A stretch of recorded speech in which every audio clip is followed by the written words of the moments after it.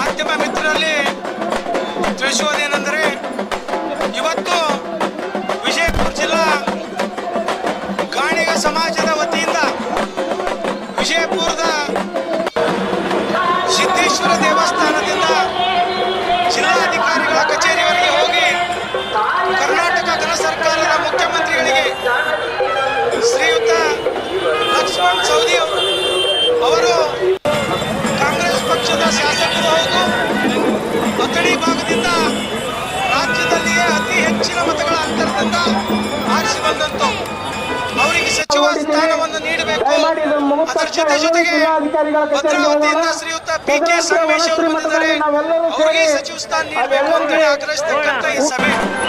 ಯಾಕೆ ನಾವು ಇಷ್ಟೊಂದು ಸಂಖ್ಯೆಯಲ್ಲಿ ಜನರು ಸೇರ್ಕೊಂಡು ಮನವಿ ಏನ್ ಮಾಡ್ಕೊಳ್ತೇವೆ ಅಂದ್ರೆ, ಸ್ವತಂತ್ರ ಸಿಕ್ಕು 8 ದಶಕಗಳಾದವು, ಅಂದ್ರೆ 80 ವರ್ಷಗಳ ಕಳೆದ್ರೂ ಸಹ ಗಾಣಿಗ ಸಮಾಜಕ್ಕೆ ಕಾಂಗ್ರೆಸ್ ಪಕ್ಷದಲ್ಲಿ ಇವತ್ತಿಗೂ ಸಚಿವ ಸ್ಥಾನ ಸಿಕ್ಕಿಲ್ಲ.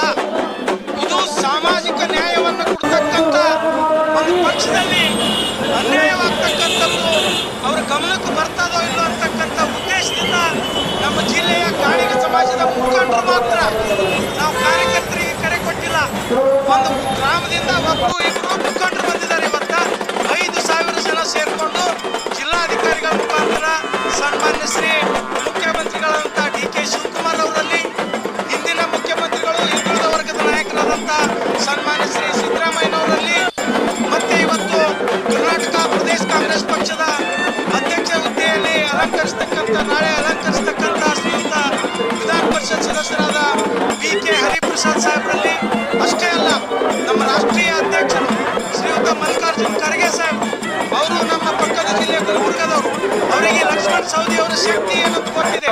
ಯಾಕೆ ಮಾತನ್ನು ಹೇಳ್ತೀನಿ ಅಂದ್ರೆ, ಲಕ್ಷ್ಮಣ್ ಸವದಿ ಅವರು ಕಾಂಗ್ರೆಸ್ ಬರೋದ್ರಿಂದ ಸುಮಾರು 20ರಿಂದ 25 ಜನ ಶಾಸಕರಾಗಲಿಕ್ಕೆ ಸಾಧ್ಯ ಅಂತೇಳಿ ಅವರೇ ನನ್ನ ಮುಂದೆ ಹೇಳ್ಕೊಂಡಿದ್ದು ನನಗೆ ಉದಾಹರಣೆ ಇದೆ.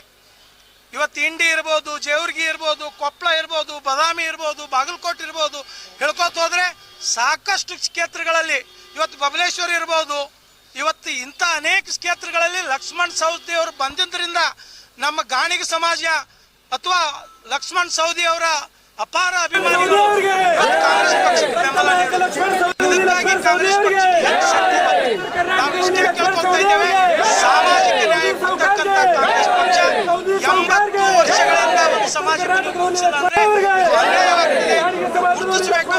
ಶ್ರೀಯುತ ಲಕ್ಷ್ಮಣ್ ಸವದಿ ಅವರಿಗೆ ಮಂತ್ರಿ ಮಾಡೋದಷ್ಟೇ ಅಲ್ಲ, ಮುಖ್ಯಮಂತ್ರಿ ಮಾಡಬೇಕು ಅಂತೇಳಿ ನಮ್ಮ ಮಾಧ್ಯಮದ ಮುಖಾಂತರ ವಿನಂತಿಯನ್ನು ಮಾಡ್ಕೊಳ್ತಾ ಇದ್ದೀವಿ.